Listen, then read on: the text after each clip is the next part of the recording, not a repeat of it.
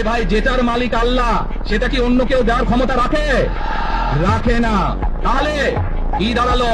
নির্বাচনের আগেই একটি দল এই দিব ওই দিব বলছে, টিকিট দেব বলছে না? যেটার মালিক মানুষ না, সেইটার কথা যদি সে বলে এক, সেরে কি করা হচ্ছে? হচ্ছে না? এখন আমাকে বলেন, আপনি তো ওমরা হজ করেছেন, মাইকের সামনে দাঁড়ান, আপনি কাবা শরীফে গেছেন, কাবা শরীফের মালিককে? আল্লাহ। জোরে বলেন আল্লাহ। কাবা শরীফের মালিককে? আল্লাহ। আল্লাহ। আমরা মুসলমান সবাই এই দিন দুনিয়ার, আমরা যে পৃথিবী রেখে পৃথিবীর মালিককে? আল্লাহ। এই সূর্য নক্ষত্র যা দেখি তার মালিককে? আল্লাহ। বেহেশতের মালিককে? আল্লাহ। দোজখের মালিককে? আল্লাহ। আপনারা সকলেই সাক্ষী দিলেন, দোজখের মালিক আল্লাহ, বেহেশতের মালিক আল্লাহ, এই পৃথিবীর মালিক আল্লাহ, কাবার মালিক আল্লাহ। আরে ভাই, যেটার মালিক আল্লাহ সেটা কি অন্য কেউ দেওয়ার ক্ষমতা রাখে? রাখে না। তাহলে কি দাঁড়ালো? নির্বাচনের আগেই একটি দল এই দিব ওই দিব বলছে, টিকিট দেব বলছে না?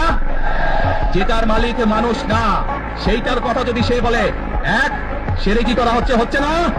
যার মালিক আল্লাহ, যার অধিকার শুধু আল্লাহর একমাত্র, সবকিছুর অধিকার উপরে আল্লাহর অধিকার। কাজেই আগেই তো আপনাদেরকে ঠকাচ্ছে, নির্বাচনের ফলে তাহলে কেমন ঠকাবে আপনাদেরকে বোঝে নেবা। শুধু ঠকাচ্ছেই না মানুষকে, যারা মুসলমান তাদেরকে শিরকি করাচ্ছে তারা। নাউজুবিল্লাহ। প্রিয় ভাই বোনেরা, কেউ কেউ বলে অমুককে দেখেছে, অমুককে দেখেছে, এবার একে দেখেন। প্রিয় ভাই বোনেরা, 1971 সালের যুদ্ধ, যেই যুদ্ধে লক্ষ মানুষের প্রাণের বিনিময়ে দেশ স্বাধীন হয়েছে, আমাদের এই প্রিয় মাতৃভূমি, সেই মাতৃভূমিকে স্বাধীন করার সময় অনেকের ভূমিকা আমরা দেখেছি, যাদের ভূমিকার কারণে এই দেশের লক্ষ লক্ষ ভাইয়েরা শহীদ হয়েছে, এই দেশের লক্ষ লক্ষ মা বোনেরা তাদের সম্মানহানি হয়েছে। কাজে তাদেরকে তো বাংলাদেশের মানুষের মধ্যে দেখেই নিয়েছে।